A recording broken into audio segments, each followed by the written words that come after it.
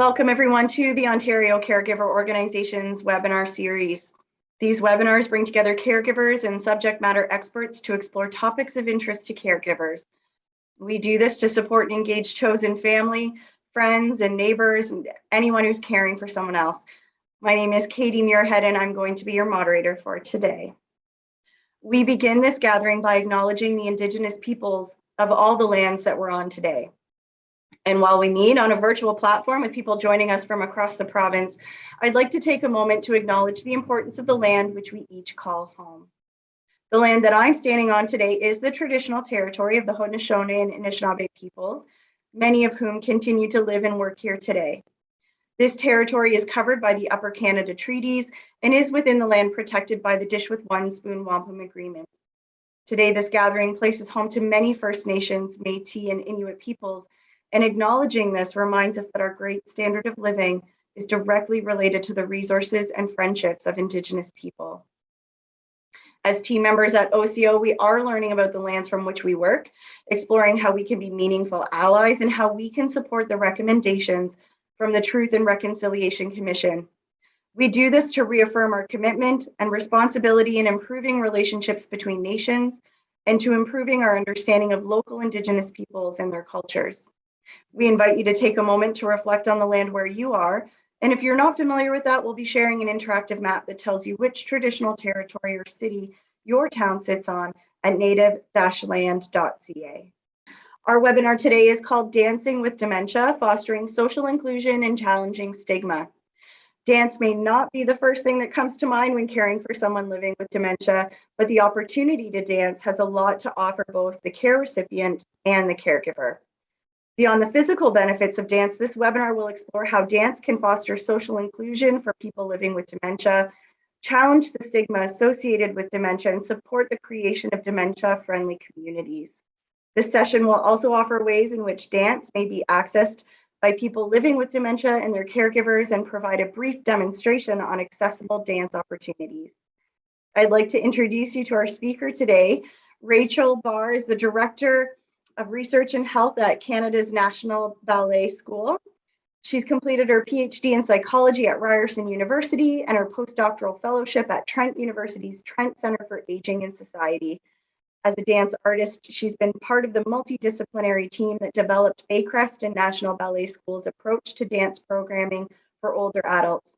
As a researcher, she's been involved in several projects investigating how and why older adults can benefit from accessible dance innovations, including older adults living with Parkinson's disease and dementia. Welcome, Rachel.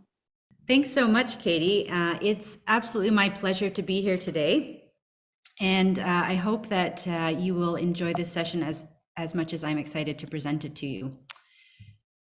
So, as Katie mentioned, I'm going to be talking about dance for people living with dementia, and specifically focusing on more of the relational benefits of dance for this population, including how it fosters social inclusion and challenges stigma related to people living with dementia.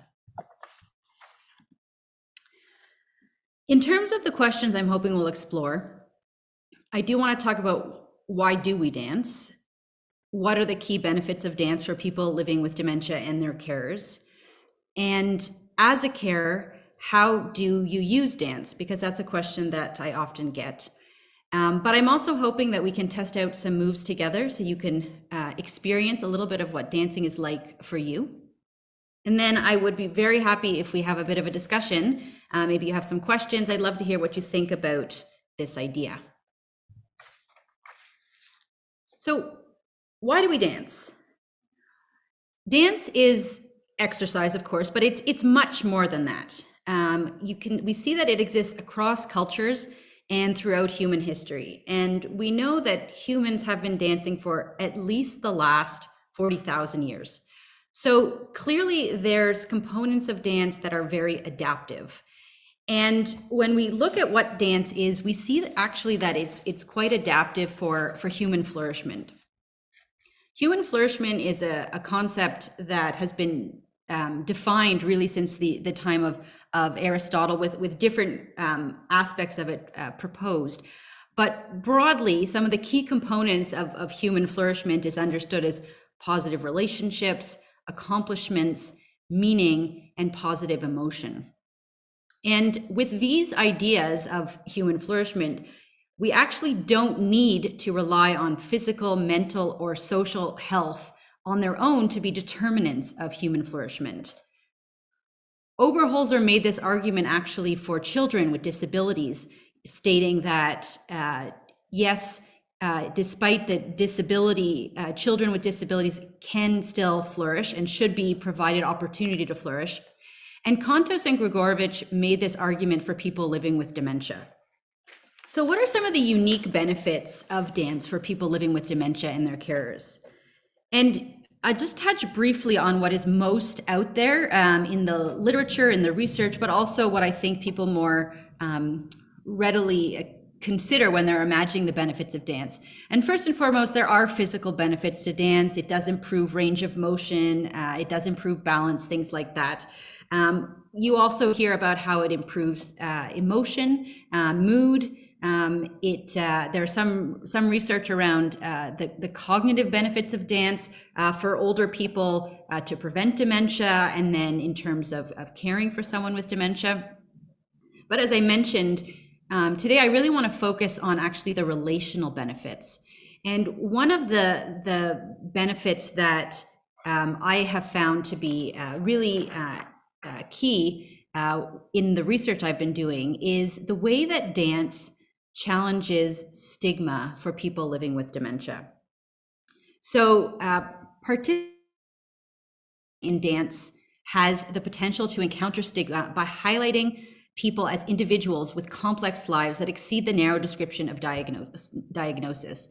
And as simple as this sounds, it's quite profound. I've had lots of experiences where I've been teaching a class to people living with dementia and their carers, and heard things like, "Oh, I didn't know she could move like that. I didn't know he enjoyed dance."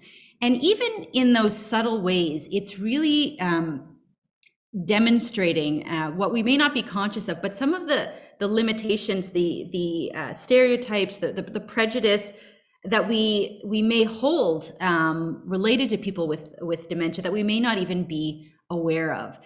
But the opportunity to dance with people with dementia also often challenges maybe some of these assumptions and provides an opportunity to break those stereotypes, that stigma down.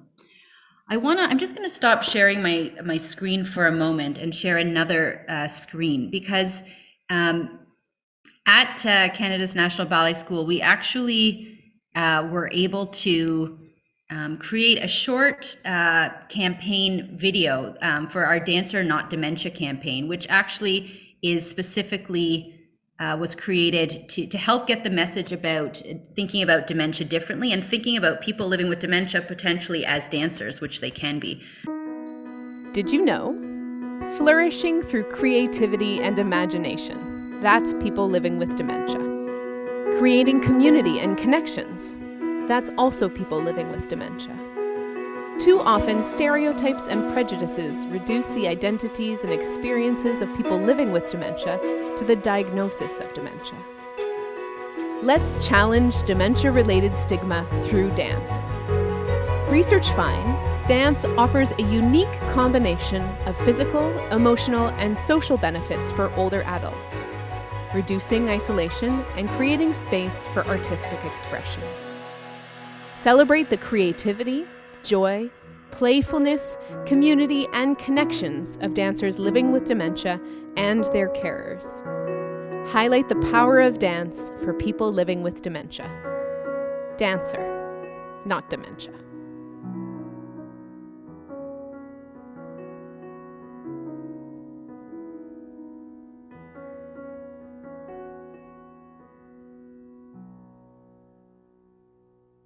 Okay, so that I actually really am very grateful to the beautiful team I work with at Canada's National Ballet School created that, because it really speaks to our approach to dance in general, which isn't just for people living with dementia, is in general whoever is coming into our space to dance is a dancer, and that's quite critical in our approach. It's never you don't do this full time, so you're not a dancer, and by that we're trying to help to foster that culture of dance among all of us.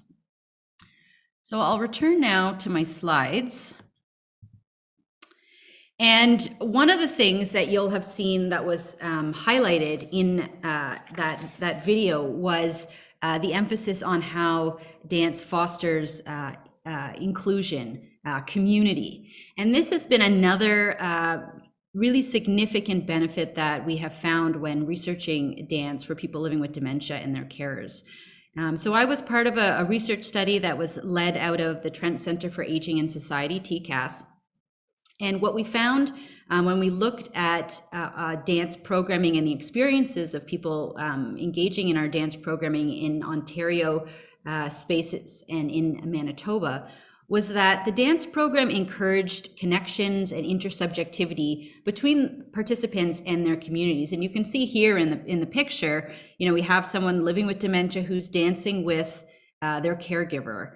And a lot of time in these dance opportunities, there's a chance for the caregiver and the person living with dementia to dance together, and not in a way where the caregiver is, helping the person do what they need to do, which you might see more in an exercise class, but actually dancing together, enjoying time together, having that relationship that's more on that level playing field than what is maybe required of caregivers at different moments in the day. And I've just pulled an example from one of the papers we published about this study because I feel like it captures another way that this connection and social inclusion happens. In one of the dances in the class that they were participating in, the idea was commuting to work. And so the dance moves were all about different ways that people commute to work. So we had, of course, walking, we had riding our bike. We talked about if you lived in a city, you might take a bus and how you might have to grab the pole if there was a sudden stop. But at the end of the dance, what we thought about how we arrive at work, and often you would go and get a cup of coffee, and you might want to share a cup of coffee with a colleague before you started to get to work. And so this is a quote from the paper based on a researcher in the room's observations. And so the facilitator, who would be the facilitator in the program, offers a participant some coffee. The participant turns to face her to say thank you, and then pretends to stir the coffee. Other participants audibly slurp as they imaginatively sip their coffee. So this is all sort of creative play. Also, as was referenced in the short film, none of this is real. Nobody's actually holding a cup of coffee. Nobody, the facilitator isn't offering a real cup of coffee. But this creative context provides an opportunity for caregivers and the people living with dementia to interact with each other and as a group in a playful and meaningful way that otherwise they may be all in a room together, but there may not be that cue to make those connections. So this is just one example as well of how opportunities to dance programming can create these opportunities during the day. So dance also contributes to the creation of dementia-friendly communities. And you may have heard of this term. According to the Alzheimer's Society, a dementia-friendly community is a place where people living with dementia are understood, respected, and supported. And dance, these dance opportunities really lend itself to that idea. In an accessible dance opportunity, people are allowed to express themselves in safe ways, right? Because it's within the context of a dance that people may be able to share how they're feeling. And also because it's an art form, it's creative, there's no right or wrong way to do it.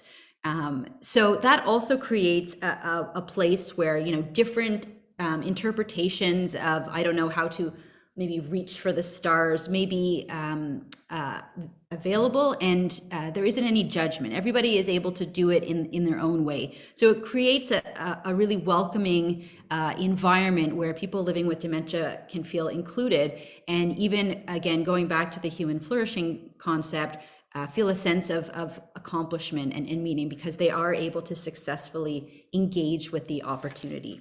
So at this point, hopefully you're on board with why we should be dancing and why dance is so wonderful for people living with dementia and their carers. But you may be thinking, but I'm just a carer, I'm not a dancer, or I've never danced a day in my life, or I don't think I'm a very good dancer. And how can I do this? What do I do? I noticed, some of you are informal carers, some of you, maybe your work. Where should you start? So what I would say is start with what you know.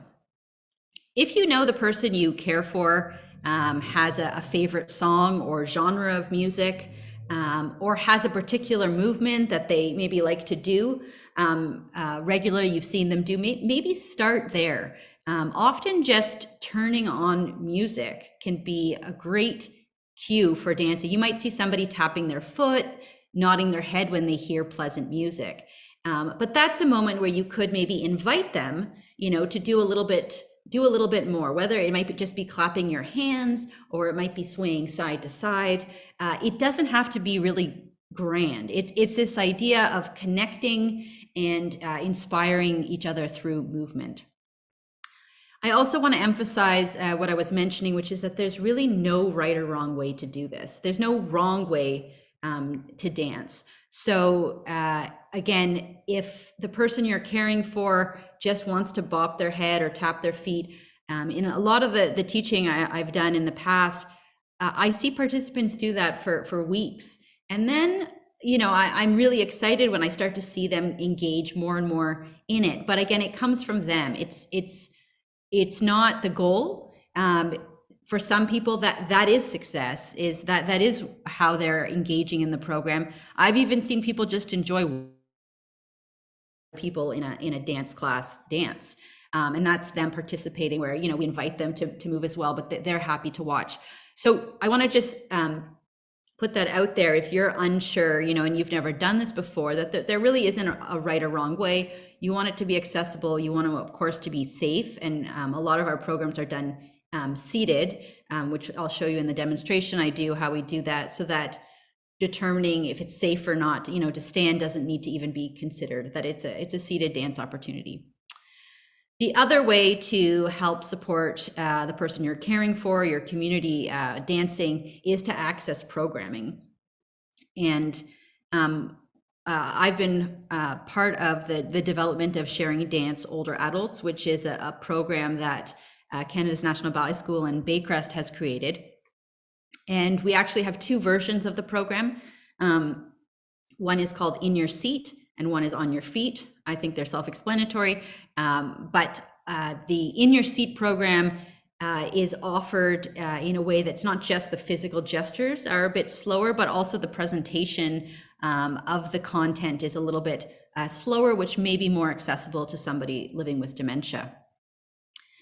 We offer these programs remotely. We actually started developing and piloting this program remotely in Canada before COVID. So we started, I think, back in 2016-17. We launched our first pilots of these programs because we recognize that a lot of people aren't able to get out and access a live teacher, or can't even leave their home, which unfortunately we know even more these days since the pandemic.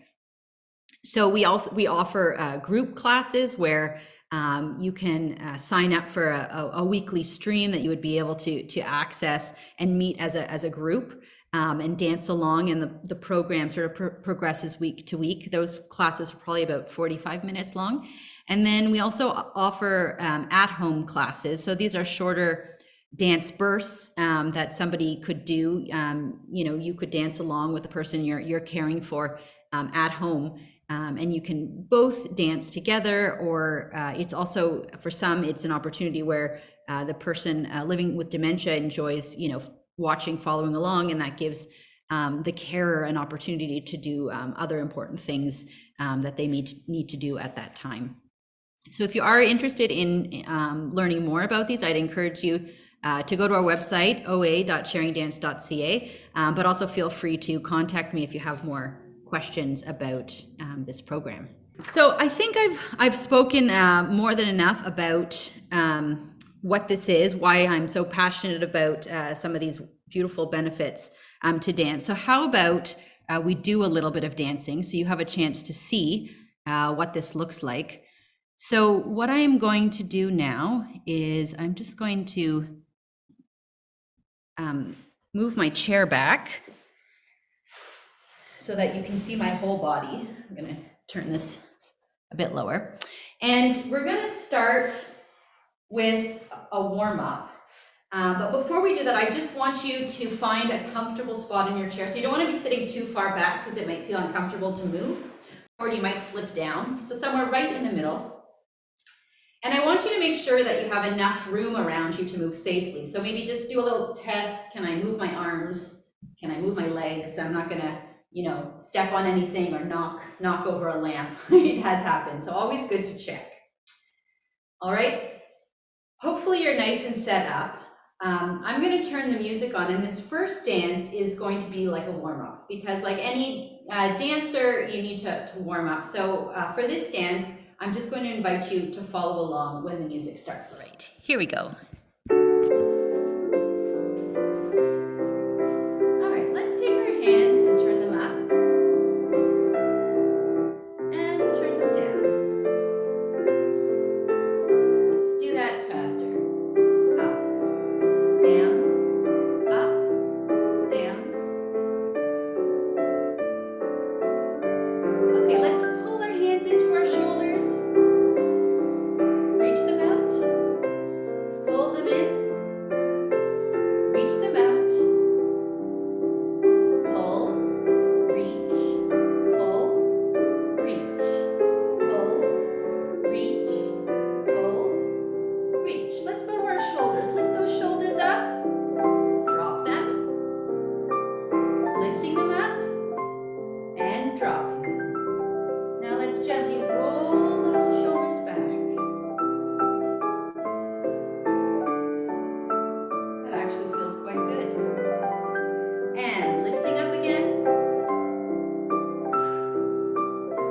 Lifting them up and drop. Now if you'd like, you can roll them forward.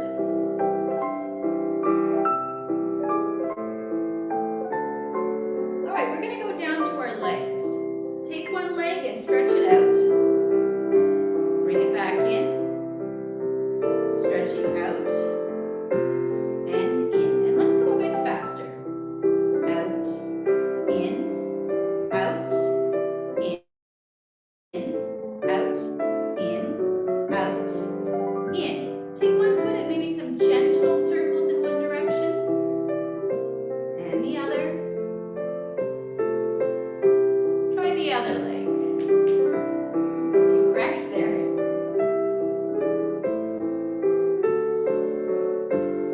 Let's go to the upper body again. Let's scoop down and scoop up and bringing it into our heart. And now send that good energy out. I'm sending it to you. Let's try that a little bit faster. Scoop it up, bring it in, send it out. One last time. Scoop it up, bring it in, and sending it out.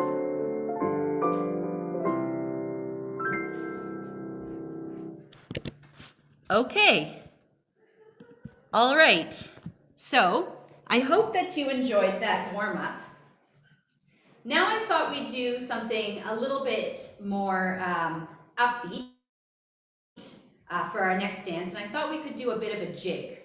So if you'd like, I'll invite you to put your arms in front of you, and we're sitting up nice and tall. And let's take one leg and put it out, and we're going to bring it in and try the other leg. And you might want to look at your foot and in,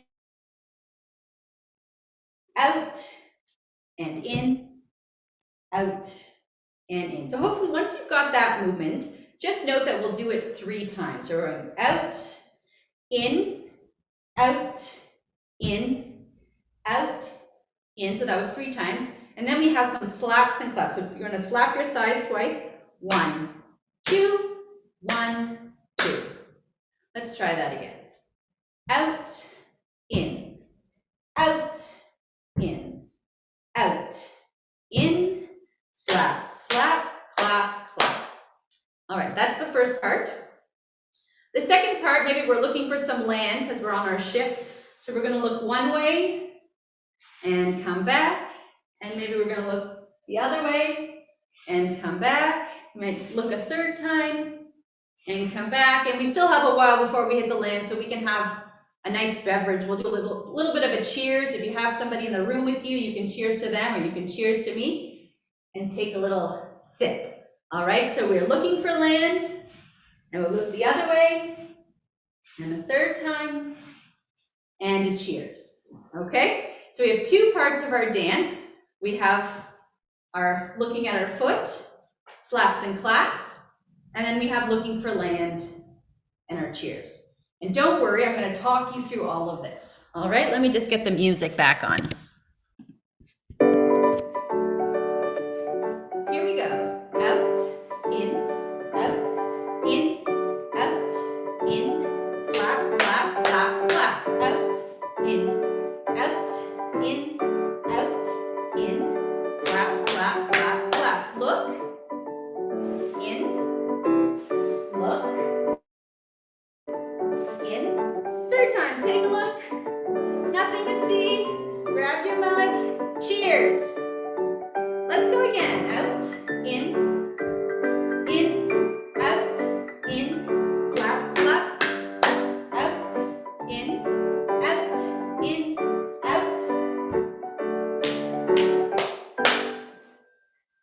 Okay.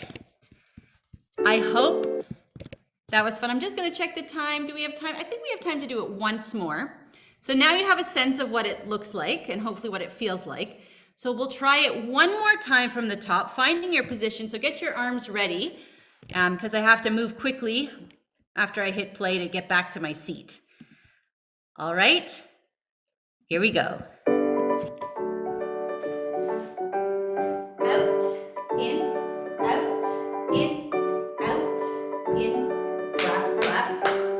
Out, in, out, in, out, in, slap, slap, clap, clap. Look, in, look the other way.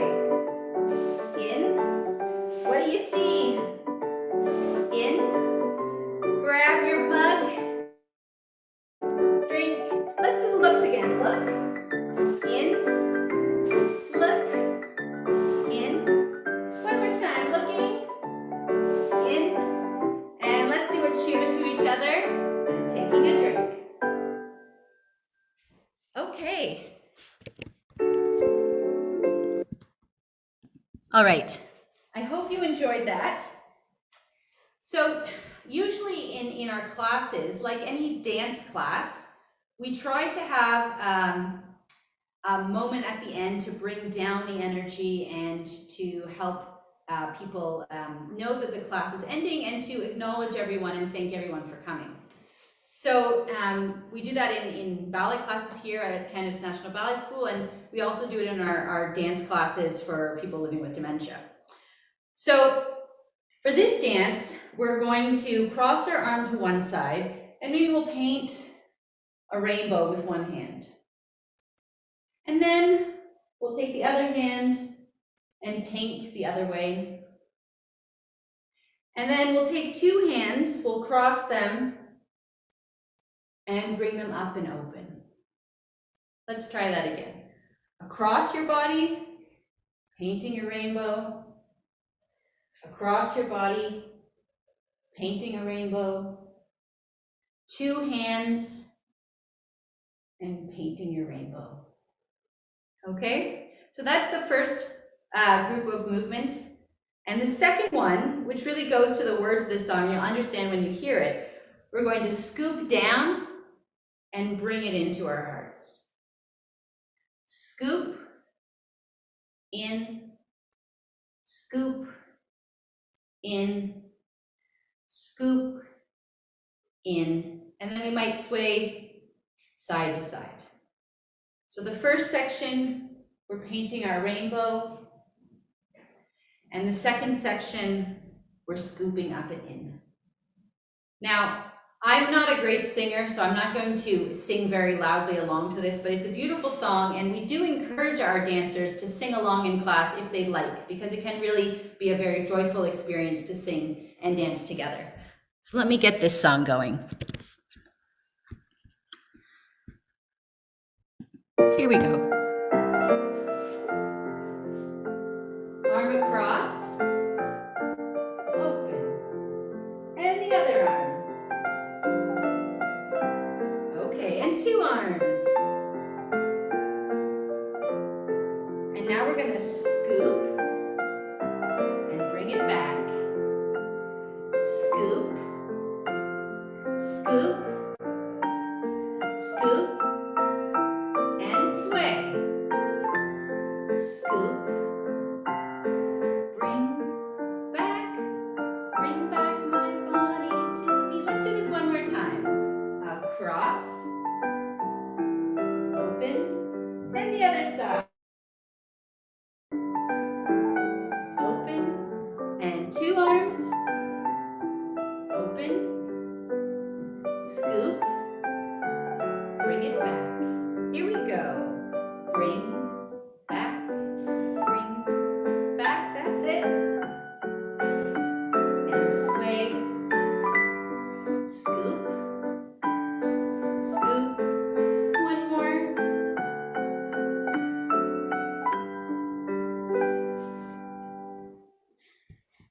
That's just a little bit of a very quick demonstration of what a class can look like, or pieces of a class.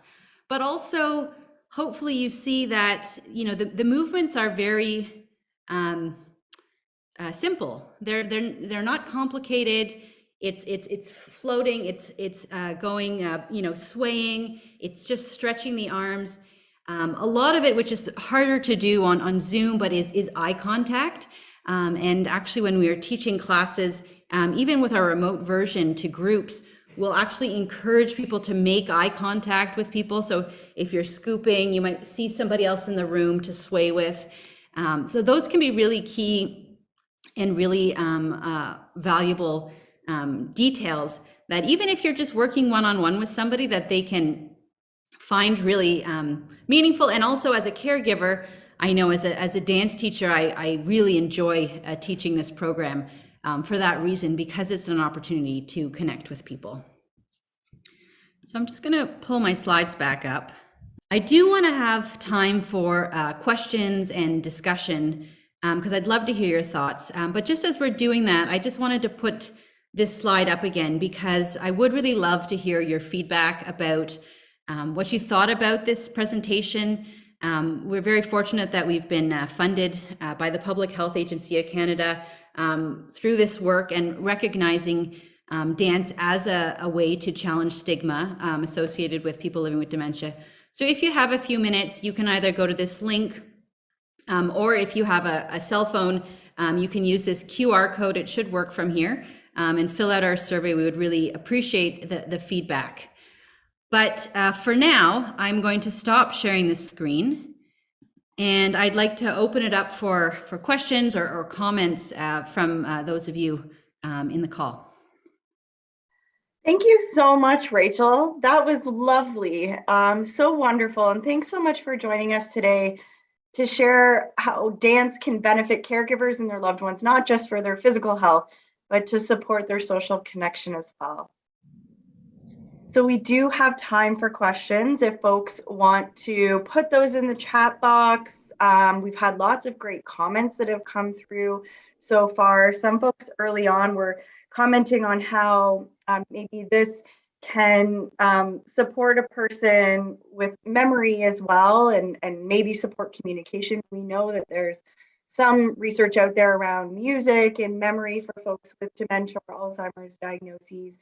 I'm wondering, and I don't want to put you on the spot, but I'm wondering if you have any confidential stories of how this approach has really sort of brought something out in a person that maybe people weren't really sure if this was going to be helpful, and if there was sort of a win that kind of stands out in your mind. I would say I've been fortunate to witness lots of beautiful moments for my own, in my own experience, in the ways that this work has really challenged my own, unconscious biases or stigma related to people with dementia, arriving in a long-term care facility and just seeing a little woman, like sort of curled up, very small woman in a wheelchair, and, not a lot of facial expression. I wasn't sure if she was awake or not. And she always came to the classes, which, I assumed, she did enjoy them, but not a lot of movement. And then one of the things we do, especially in person, is we use some props. So we gave everyone a scarf. And when we gave her the scarf, and I saw the patterns that she was making with the scarf, and even though her hand was moving, only very little, the scarf sort of extended that movement. So it looked so much bigger, and it was so beautiful. And I remember thinking, like, that there's so much in there, that, so much expression of emotion and of connection with the art form, that it was really an aha moment for me, where I was able to really appreciate that. The other maybe moment I'll emphasize is some of the really beautiful intergenerational moments that I've seen happen. So when I've been teaching in long-term care, where, I've had one moment I saw a daughter, the granddaughter and the great-granddaughter had all come for a visit, and so they joined the dance class. And it was just beautiful to see this whole family dancing together. And something that, I've heard people say, and caregivers, informal caregivers specifically, where the way that they maybe used to interact with their loved one is not feasible anymore. I was speaking to a sister of someone living with dementia who said, well, we used to play cards together. That's how they socialized, enjoyed each other's company. And maybe that wasn't so much something they could do together, but dance had sort of been a new activity that they do together. And so seeing that it's just facilitating connection, I think, has been broadly really what has made me so passionate about this work.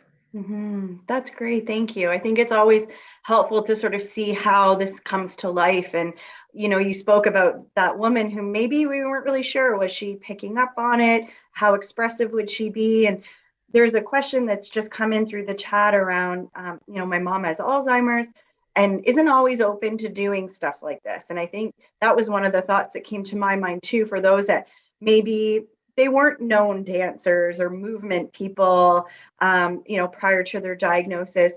How can, what are sort of the top, 2 tips for how to approach someone with this, or how do we get started if we're worried or reluctant to introduce something like this that might not be in alignment with what we think our loved one might be interested in? It's a great point. The first thing I would say is you need to forget about assumptions, or maybe what you thought you knew about the person. I've seen that a lot, actually, in particular with older men, where their loved ones would have never thought that they would enjoy a dance class because they've never done one, and they're very pleased and excited to see that you put music on, and with the group they actually get very engaged with it. So you don't know unless you try. And the other thing I think is, it's an offering. The idea of dance, I kind of would suggest to carers, it's like a tool in the toolbox. It's not a tool for every moment, and it may not be for everyone, but you could bring it out and see if it's able to contribute to the moment. And it might take a few tries. I do think that music is a huge component. I know it's a huge component.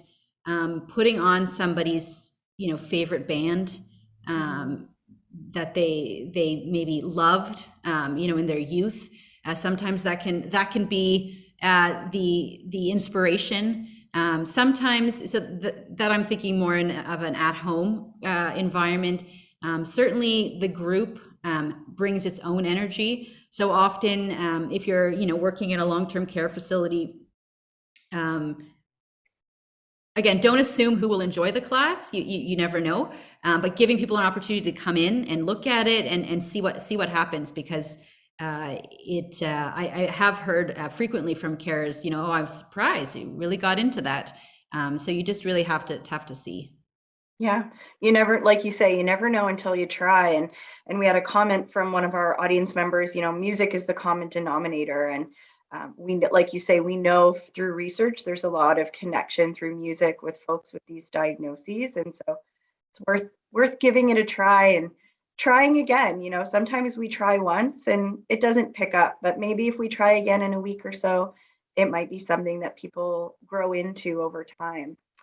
We had a question about the at-home classes, and I'm wondering if you can share how long, what's the duration of the at-home classes? And I was also wondering if it comes with different genres of music as well. Great question. So the at-home content is presented in 20-minute classes, and that we felt was for the at-home setting, that may be seems to be, from what we've heard, from our evaluation, that's a good amount of time for most people. For a longer experience, the group classes tend to be about 45 minutes. But in the group setting, you also feed off of each other's energy, like any group activity. And then in terms of genres of music, we actually have some very, very talented musicians, pianists at Canada's National Ballet School, where we create the content. And they are always exploring, different types of music. When we were doing our initial piloting of the program, a lot of the locations were in Manitoba. And we got requests for Johnny Cash and all different types of music. And so we would try to, incorporate it in, and our musicians would try to kind of create music that was inspired by, the different genres. So it's a program where, it's inspired by, creativity, but also trying to be inclusive.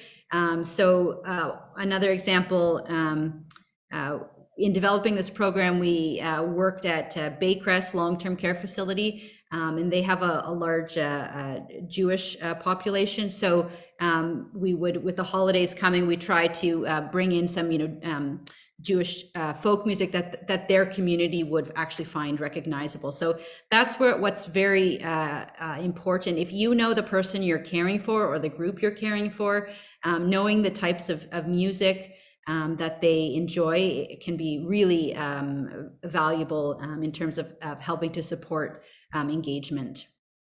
Mm-hmm.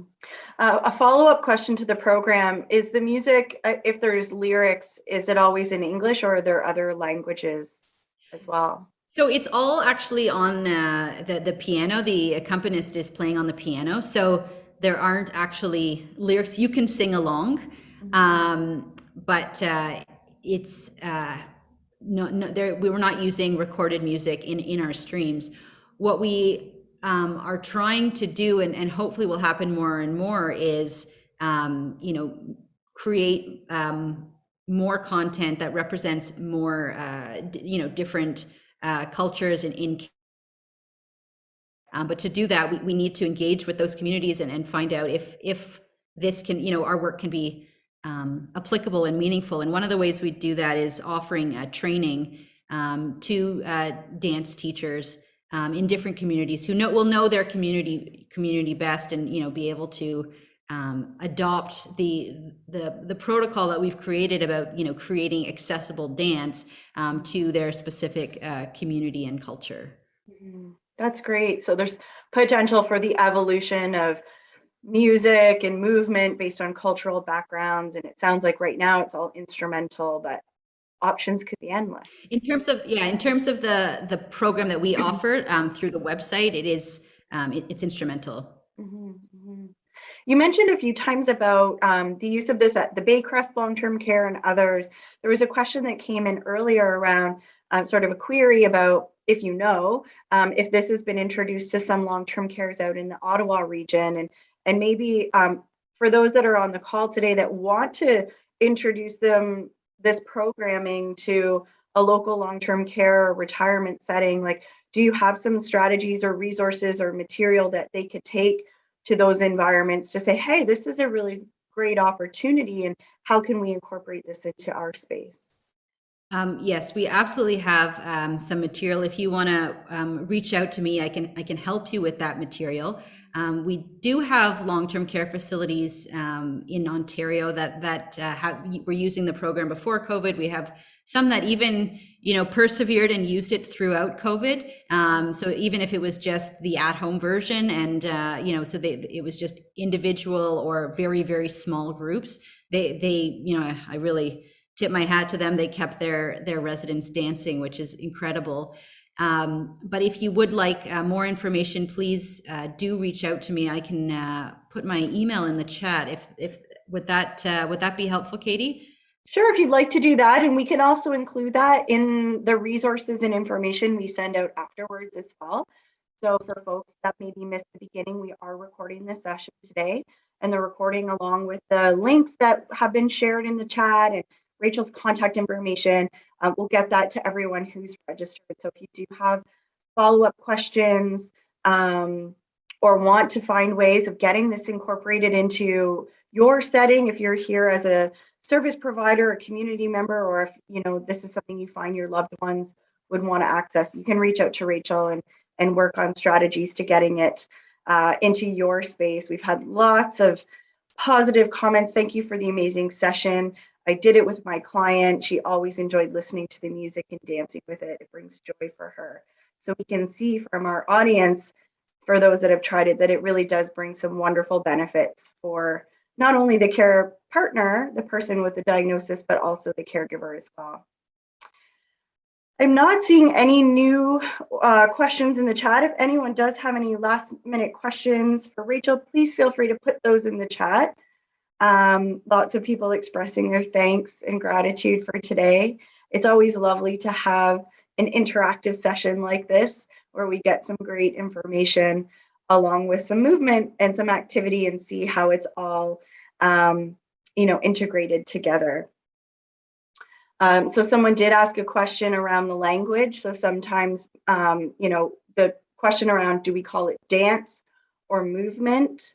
And maybe movement might be a little more approachable for some that might be like, I don't dance, this is not for me. Has there been any thought to the language that's used and how the program is marketed? Yes. So we have had that come up for different reasons. It may be beliefs about dance and who gets to dance. It may be for religious or cultural reasons where the word dance is uncomfortable.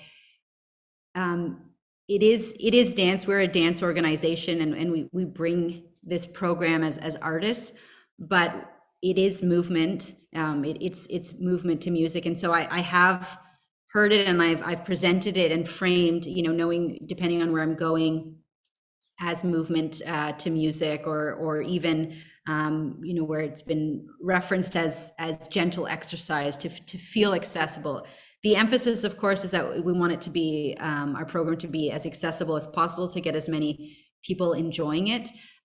So that consideration has been made, and you may want to consider that in terms of how you're presenting it to the people you're caring for. But for me anyway, and for my journey, it's certainly all the best parts of being a dancer in this program. Yeah. Thank you. We did have one other question pop up around location. So Baycrest, we know, is in the Toronto area. Are there other sites, or are there other projects happening around this in the Toronto area? So the program is streamed online, and it's set up either in like a long-term care facility or a retirement home, or in a community space, like a library, for example, where it's set up on a screen and then the group comes together. And we've had programs running actually across the country since before the pandemic. Obviously, our group programming, slowed down significantly during the pandemic, but it is starting to restart in terms of communities across the country. So if you're interested, then again, you can reach out. If I know any that are running near you, I can help you with that, or it may be hopefully inspiration for you to think about facilitating a program in your community. Yeah, that's wonderful. And again, for folks, we'll share Rachel's contact information afterwards, and it was just put in the chat. So if you are interested in exploring this further in your own local community, I think that's a great connection to make. And you can see how you can integrate those online classes into your spaces that you're in. So I want to thank you again, Rachel, for joining us today. This was lovely. It was wonderful to see it all in action and understand how this really benefits everyone. So thank you again for joining us. That does conclude our session for today. So thanks again, everyone, for joining us. Have a wonderful day, and we'll see you again next time. Thanks, everyone.